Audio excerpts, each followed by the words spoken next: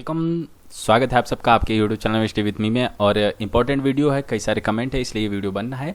और सच में रियल में ये जो इम्पॉर्टेंट वीडियो है, क्योंकि एक बड़ी बेहतरीन वैकेंसी पिछले दिनों में आई थी। FCI मतलब फूड कॉर्पोरेशन ऑफ इंडिया में करीब 4000 पदों पर वैकेंसी आई थी। ठीक है, बहुत सारे पद है, डिपोट, जनरल। तो इस वीडियो में हम डिस्कस करेंगे कि जो है ना असिस्टेंट ग्रेड 3 का टेक्निकल का जो है ना सिलेबस, उसका एग्जाम पैटर्न, क्या क्या चीज़ें आने वाली हैं। बड़ी महत्वपूर्ण चीज़ होती है, फॉर्म भरना ही सिलेक्शन की कोई गुंजाइश नहीं होती कि भाई फॉर्म भर दिया सिलेक्ट हो जाएगा, ऐसा बिल्कुल हरगिज नहीं होता। अगर आप उसकी तैयारी नहीं करते हैं, वेल प्रिपेयर्ड नहीं होते हैं, तो नौकरी हाथ में नहीं आती है। ठीक है, और उसके लिए एक तरीका भी होता है, सिलेबस आपको पता हो, उसे अच्छे से तैयार करो, कई बार प्रैक्टिस लगाओ, अनसॉल्व सेट लगाओ, फिर जाके आप एग्जाम दो, 100% श्योर शॉर्ट सिलेक्शन पाओ। ठीक है बच्चों, अब देखो इसमें हम देखेंगे सिलेबस इसका और इसका एग्जाम पैटर्न, सारी की सारी चीज़ें बड़ी ही डिटेल में देखेंगे। पर कोशिश करेंगे वीडियो ज़्यादा लंबा ना हो। तो अगर आप प्रथम बार विजिट कर रहे हो, सब्सक्राइब कर लो, बाकी बातें आप सब लोग जानते हो। तो देखो, सबसे पहले बच्चों आपका होगा एग्जाम फेज़ 1। फेज़ 1 में क्या होगा, ये सिर्फ क्वालिफाइड नेचर का है, इसमें कोई मेरिट लिस्ट नहीं बनेगी। तो फेज़ 1 का ये पहला टेस्ट है बच्चों, और इसमें मेरिट नहीं बनेगी। इसी के आधार पर लेकिन आगे आने वाले जो फेज़ 2 का टेस्ट है, उसके लिए बच्चों को सिलेक्ट किया जाएगा। जितनी वैकेंसी है उसके 15,000 ज़्यादा बच्चे, उससे ज़्यादा 15,000 ज़्यादा बच्चे उससे लिए जाएंगे। ठीक है, तो कहने का मतलब ये हुआ, इसका ये भी मतलब नहीं है कि आप जो है ना इसकी ज़्यादा तैयारी ना करो फेज़ 1 की, आप फेज़ 2 की तैयारी करो। तो कहीं ऐसा ना हो कि आप जो है ना एकदम से नीचे रह जाओ मेरिट में। हालांकि ये नंबर काउंट नहीं होंगे, पर फिर भी आपको इसकी तैयारी करनी कि कम से कम आप जो है ना उन 15,000 बच्चों में जो सिलेक्ट करेंगे फेज़ 2 के लिए, उन बच्चों में आप जरूर आ जाएं। तो फेज़ 1 का जो सिलेबस है बच्चों, बड़ा ही सीधा साधा है। अंग्रेजी देख सकते हो, 30 क्वेश्चन 30 नंबर के, 20 मिनट का टाइम, और अंग्रेजी का पेपर अंग्रेजी में ही होगा। रीजनिंग एबिलिटी जिसे आप कहते हो, ठीक है, तर्क शक्ति क्षमता जो कह सकते हो, 35 क्वेश्चन 35 नंबर के, 20 मिनट का टाइम मिलेगा। हिंदी और अंग्रेजी दोनों में आपका पेपर आएगा। गणित जिसे कहते हो, 35 क्वेश्चन 35 नंबर और 20 मिनट का टाइम मिलेगा। हिंदी और अंग्रेजी दोनों में आपका गणित होगा। बस अंग्रेजी का पेपर अंग्रेजी में, बाकी ये दोनों चीज़ें आपकी हिंदी और अंग्रेजी में रहेंगी। टोटल 1 घंटे का टाइम रहेगा, 100 क्वेश्चन रहेंगे और 100 नंबर आपको मिलेंगे। गलत करोगे तो बच्चों 1/4 नंबर आपसे काट लिया जाएगा। कितना काट लिया जाएगा? 1/4 नंबर। तो ध्यान रहे, माइनस मार्किंग इसमें है, तो गलत मत करना। ठीक है, तो ये आपका हो गया फेज़ 1। अब जब आप फेज़ 1 के लिए पास हो जाएंगे, मान लीजिए आप पास हो गए, अब आते हैं फेज़ 2 में। ठीक है, तो फेज़ 2 में आपको बच्चों क्या है कि जो टेक्निकल वाले बच्चे हैं उन्हें 2 पेपर देने हैं फेज़ 2 में। एक तो पेपर 1 देना है और एक पोस्ट स्पेसिफिक पेपर होता है जिसे आप कहोगे पेपर 2। मैं नीचे आपको बताऊंगा पेपर 2, आपको दोनों पेपर देने हैं। ठीक है, मैं सिर्फ और सिर्फ यहाँ पर बात कर रहा हूँ टेक्निकल वाले बच्चों के लिए। ठीक है, असिस्टेंट ग्रेड 3 टेक्निकल के लिए। ठीक है, मैं यहाँ डिटेल में नहीं जाऊँगा। देखो, टेक्निकल में तो आप भी आगे इलेक्ट्रिकल इंजीनियरिंग वाले, जूनियर इंजीनियरिंग वाले जिनका पोस्ट कोड C है, जिनका पोस्ट कोड B है, और F वाले और G वाले अकाउंट सब लोग आ गए। लेकिन हम इसमें बात नहीं करेंगे, हम और सिर्फ H वालों की बात करेंगे, जिनका पोस्ट कोड H है और जिनकी असिस्टेंट ग्रेड 3 टेक्निकल है वो। और मैं डिपोर्ट वाले के लिए अलग से वीडियो बना चुका हूँ। अगर आप डिपोर्ट के हैं या जनरल के हैं तो उसके लिए सिलेबस और एग्जाम पैटर्न का वीडियो ऑलरेडी बन चुका है, आप जाके वहां देख सकते हैं। इस वीडियो में पोस्ट कोड H और असिस्टेंट ग्रेड 3 टेक्निकल का मामला चल रहा है। ठीक है, तो आपको फेज़ 1 हो गया, उसके बाद आपको देना है पेपर 1 और पेपर 2। अब जो पेपर 1 है, पेपर 1 में क्या आएगा, 120 आपके मल्टीपल क्वेश्चंस रहेंगे। ठीक है, और चीजें क्या क्या पूछी जाएंगी, जनरल रीजनिंग वगैरह पूछी जाएगी, जनरल इंटेलिजेंस पूछी जाएगी, इसे हाईलाइटर लेते हैं, और अंग्रेजी लैंग्वेज पूछी जाएगी, और कंप्यूटर नॉलेज पूछी जाएगी, और जनरल अवेयरनेस, करंट का जो चल रहा है वो चीज़ें पूछी जाएंगी, और डाटा एनालिसिस और डाटा इंटरप्रिटेशन वगैरह, ये सारी चीज़ों से आपसे क्वेश्चन रहेंगे। टोटल रहेंगे आपके 120 क्वेश्चंस। ठीक है, तो इस तरह आपकी ये बात होगी पेपर 1 की। और total time 90 minute, total question 130। Minus marking रहेगी, गलत करोगे 1/4 नंबर, मतलब 0.25 नंबर आपके काट लिए जाएंगे। ठीक है, ये बात हो गई पेपर 1 की। अब हम बात करेंगे पेपर 2 की। तो बच्चों, जो ये पेपर 2 है, ये देखिएगा, यहां से शुरू होता है आपका assistant grade 3 technical, post code H। आपका जो है ना सिलेबस, इसका डिटेल में पोस्ट कोड जो आपका H है इसके लिए। तो इसमें बच्चों मैं आपको बात बताऊं कि 60 मिनट मिलेंगे आपको, 60 मिनट मिलेंगे आपको, जिसे आप कह सकते हो 1 घंटा। ठीक है। और आपके क्वेश्चन भी बच्चों 60 होंगे, पेपर 2 की बात कर रहा हूँ मैं यहाँ पर। क्वेश्चन भी 60 रहेंगे, लेकिन एक क्वेश्चन 2 नंबर का होगा। कितने नंबर का? तो टोटल नंबर कितने हो गए? 120। तो 120 नंबर का आपका प्रश्न पत्र रहेगा टोटल, और गलत करोगे तो 1/4 नंबर काटा जाएगा, ठीक है। अब इसमें पूछा क्या क्या जाएगा? देखो, जब आपने फॉर्म भरा होगा, जब आप टेक्निकल का फॉर्म भर रहे होंगे तो आपने वहाँ पर 2 ग्रुप दिए होंगे, आपने कोई एक ग्रुप सेलेक्ट किया होगा। तो जो ग्रुप ए है उसमें आता है एग्रीकल्चर, बॉटनी एंड जूलॉजी, और जो ग्रुप बी है उसमें एग्रीकल्चर, केमिस्ट्री और फिजिक्स आती है। आपने जो ग्रुप सेलेक्ट किया है बस आपको उसी ग्रुप का एग्जाम देना है। ध्यान से बातें सुन लीजिए, ये बड़ी ही इंपॉर्टेंट है।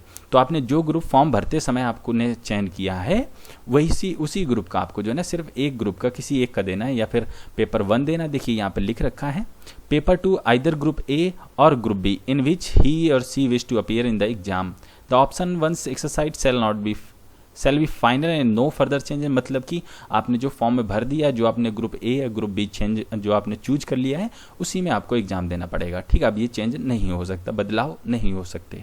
आपको याद ना हो तो आपने जैसे फॉर्म ऑनलाइन भरा होगा तो उसका प्रिंट आउट निकाल के देख लीजिए कि आपने कौन सा ग्रुप सिलेक्ट किया है, ठीक है। तो अब मान लीजिए आपने ये दोनों में से कोई एक ग्रुप सिलेक्ट कर लिया। अब हम दोनों ग्रुपों का यहाँ पर बताएंगे सिलेबस। एग्रीकल्चर में क्या रहेगा? Statistics of Indian agriculture, pulses वगैरह, elementary, entomology, plant protection, agriculture economics.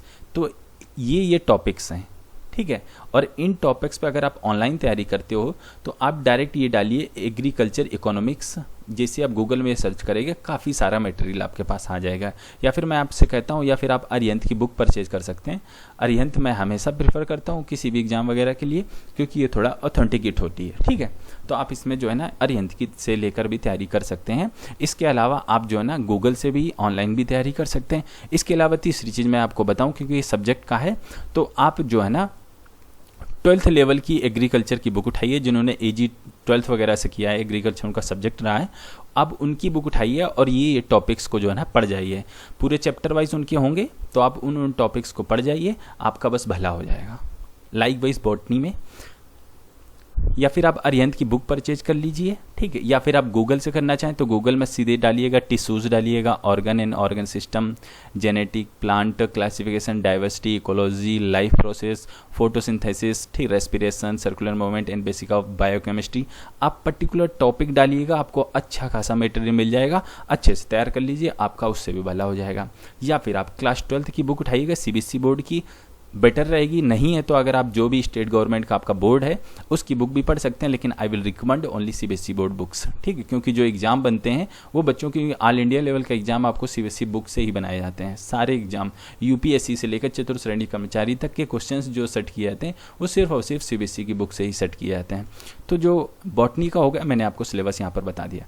इसके बाद जूलॉजी में animal cell and tissues, organ system, ठीक, variation, animal classification, microorganism and insect and rodents. तो ये चीज़ें हो गई। आप गूगल से भी तैयारी कर सकते हैं, अरिहंत की बुक से भी तैयारी कर सकते हैं, CBSE बोर्ड की बुक उठाकर पर टॉपिक वाइज जाके आप अच्छे से तैयारी कर सकते हैं। केमिस्ट्री की बात करते हैं हम आपको। केमिकल बॉन्डिंग हो गई, ऑर्गेनिक केमिस्ट्री हो गई, basic of alkaline, alkaline, alkalines, alcohols, aldehyde, acid, inorganic chemistry, chemistry in daily life. तो बड़े ही बेसिक से टॉपिक्स हैं। जब मैंने वो पढ़ा था मुझे भी नाम याद आ रहे हैं, हालांकि मैं सब भूल चुका हूँ, पर इसकी तैयारी के लिए मैं आपको बता रहा हूँ अरिहंत की बुक प्रेफर कर सकते हैं, गूगल का सहारा ले सकते हैं। आप 12th क्लास की बुक उठाकर अलग अलग चैप्टर हैं बच्चों। आप देखिएगा, आपने अगर 12th अगर आपने लिया है, साइंस से किया है, तो एल्डिहाइड का अलग से एक चैप्टर है, इनऑर्गेनिक केमिस्ट्री का पूरा बड़ा चैप्टर है, ठीक है। एल्कलाइंस का अलग से चैप्टर है, एल्कोहल्स का अलग से चैप्टर, पूरे चैप्टर अलग अलग से पढ़ जाइएगा।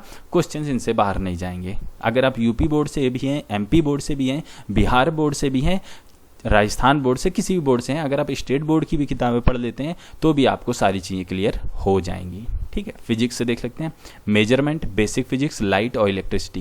देखिए इलेक्ट्रिसिटी में पूरा पढ़ना जाके बच्चों CBSE बोर्ड की बुक उठाना, या अपने UP बोर्ड या MP बोर्ड किसी भी बुक उठाना, और इलेक्ट्रिसिटी से रिलेटेड जो भी चैप्टर हैं सारे चैप्टर आपको पढ़ने।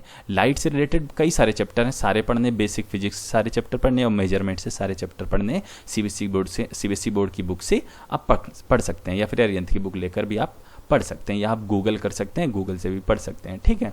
तो ये बात हो गई। अब जो आपने ग्रुप सेलेक्ट किया उसके अनुसार आप जाके पेपर अपना दे सकते हैं। आप अच्छी से देखिए, मैंने सारी चीज़ इसमें बता दी। अब यहीं से सिलेबस जो है ना ख़त्म होता है, आपके यही हो गए। फेज़ 1 का आपका टेस्ट होगा, और फेज़ 2 होगा उसमें आपको 2 पेपर देने पड़ेंगे, पेपर 1 एंड पेपर 2। और ये पेपर 2 की बातें मैंने बड़े ही आसानी से और बड़े ही अच्छे ढंग से बताने की कोशिश की। उम्मीद करता हूँ आपको ये सारी चीज़ें समझ में आई होंगी। अगर कुछ और जानना पूछना चाहते हो तो कमेंट कर सकते हैं हमें। और देखिए बच्चों, मेहनत तो आपको करनी पड़ेगी, नौकरी लेनी है तो मेहनत तो करनी पड़ेगी। क्योंकि जो है ना, अगर आपको खाना भी सामने रखा है, अगर आपको खाना भी खाना है तो हाथ से रोटी तोड़ के सब्जी लगा के फिर उसमें दाल लगा के जैसे भी खाते हो, आपको मुंह तक ले जाके फिर खाना पड़ेगा। खाना खाने के लिए भी इतना आपको परिश्रम करना पड़ सकता है, ठीक है। तो बच्चों, या मूवी देखने जाते हो तो थिएटर में आपको कम से कम जाना पड़ेगा, उसके पैसे की टिकट लेनी पड़ेगी, बैठना पड़ेगा 3 घंटे।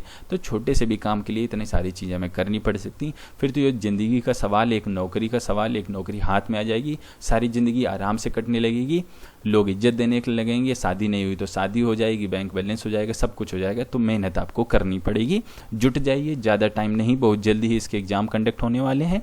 जो भी आपके पास समय बचा है, जोर शोर से मेहनत कर सकते हैं। और ये पसंद आया वीडियो तो शेयर कीजिए अपने दोस्तों के साथ, लाइक कीजिए। हम आपसे मिलते हैं अगले वीडियो में।